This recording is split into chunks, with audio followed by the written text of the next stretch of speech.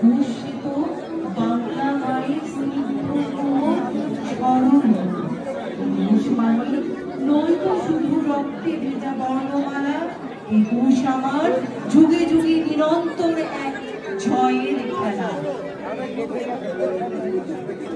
আর যেন না দেখি কার্তিকের চাঁদ কিংবা পৃথিবীর কোন হীরার সকাল, কোনদিন আর যেন আমার চোখের কিনারে আকাশের প্রতিভা, সন্ধ্যা নদীর বিজ্ঞান আর রাত্রির রহস্যের গাঢ় ভাষা কেঁপে না ওঠে,